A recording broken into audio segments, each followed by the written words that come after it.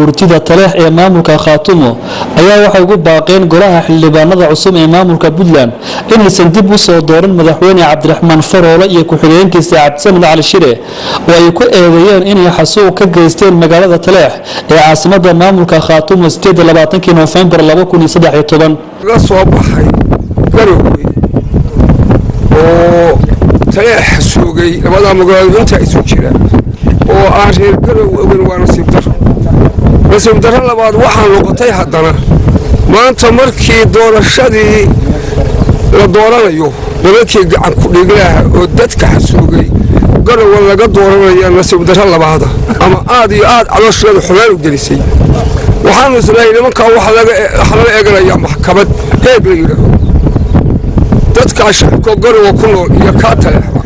laakiin doorasha la gelinayo doorashay ka gelayeen Garowe ma aanu lahayn loogu xuntahay maanta doorashada dhigi cabayaashu taagayo dadka taasoo loogu oo Faroole iyo ninkii Cabdisamed ay dabada ka soo riixayeen sida Axmed Garaash oo maal sheeganaya hawaya waa nagar qabayaal dadku laaya Taleex xasuuqna ka geystay Faroole wuxuu ku tilmaamay geesnimadu ma dadku ku xasuuqay Taleex anigu waxa geesnimada uu ku sheegayo وليه جيسي ودتك تلاح ضاع سوقي عادي يا ضانو عم بنتاسون هدي ترى مدحتنمada Puntland bay u taagan yihiin waa arrin mudarra oo wax aan dadkaas halka ku nool ama ku dhaqan aan u qorin waxay noqonaysaa ninkii Garowe ama Mudug ama Bari dhagar ka soo gala inay caasimadda dowlad goboleedka Khaatumo ee Taleex inaan hoy uga dhignay noqonaysaa arrintaas saddexdaan oo sida Cabdisamed Axmed Garaash ninka la yiraahdo Faroole waa dambiilayaal dagaal ayaa waxaan cambaareen u soo jeedinaynaa baaqna u soo jeedinaynaa dadweynaha reer Puntland hadday isma tahay iyo hadday wax gara tahay iyo hadday cuqaal tahay iyo hadday musharixiin yihiinba waxaanu leenahay nimanka isku suuxay oo iska canqaadayo oo isku bururay وقعن كل جلياشة وما أنت نحلك كدونية نحكينا كدونية كبادي دونية وإنا فروله مدحدوية هاي عبدالسمد كتشرو قعن كل جلها ليا هذو نكلا هذو أحمد قراش وكمدي هاي يسوء أمانة يسيدي أصل الله أنا موصل حنسوقين طلع سيوسو بربريان تذكرين أو حنسوقين اسكو أمانة ودقيسين يسوي داون يسين وأيضا عمبارين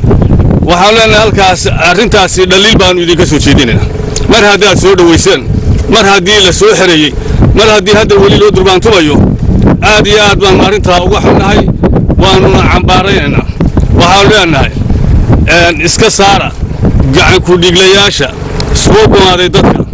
iyadoo doonaya inay dadka shacabka ee walaalaha inay dhibaato dhex dhigaan aan bogsan iyagoo doonaya waxaan leenahay iska saara وانا عمبارينا وانا ku dhaliilayna soo dhaweyntaas aad soo dhaweyseen dadka codsanayna inaad iska saartaan gacan ku dhiglayaasha inaad arinta ka gilgilataan baan rajaynaa wax garadkiina iyo siyaasiyiintiina iyo musharaxiintiina ka gilgilataan dadkii soo xansuuqay dadka inay maanta aad gogasha loo fidiyo ay maanta doorashada u taagan yihiin waxayna dhibaato u tahay oo horseedayaan dadka shacabka ee walaalaha ee dariska in ay dhex dhigaan dhibaato aan laga bogsan wadaba dheeraata arinta jawaab aanu ka doonaa degdeg kuwa soo xansuuqay shacabka reer Taleex xansuuqa ka soo geystay aniga waxay la tahay maantana ay shacabka u tumayaan xilalka ka doonaya barina iyaga xansuuqi doonaan hadday wax u dhiibtaan waxaanu ku baaqaynaa gacan ku dhiglayaasha dambiilayaasha inaan la dooran oo waxba loo dhiibin oo la cambaareeyo oo maxkamad la saaro ayaanu ugu baaqaynaa shacabka reer Puntland meel kasta oo jamaacad noqdo ama caaqil ha noqdo ama aqoon-yahan ha noqdo waxay la tahay in dad ku qaban rag badan oo ama aqoon leh ama ummadaba wax tari kara Soomaaliyeed baa la sharaxay hadalkayga ku soo dhinaca kale wasiirka madaxtooyada maamulka Khaatumo ayaa dhankiisa soo dhaweeyay baaqan golaha guurtida Taleex wuxuuna sheegay in loo baahan yahay xildhibaanada cusub ee baarlamaanka Puntland inaysan soo dooran kuwii ka geystay xasuuq magaalada Taleex Puntland jooga uu kow ka yahay Faroole cabdisamed axmed karaash iyo kuwo kale oo siyaasiyiin isku sheega oo baarlamaanka ku jira oo siyaasadda ku jira oo dembi ka galay dadka deegaanka reer Taleex ee reer Khaatum aad baan uga xumahay oo ay nasiib darro u tahay kuwii maatada iyo caruurta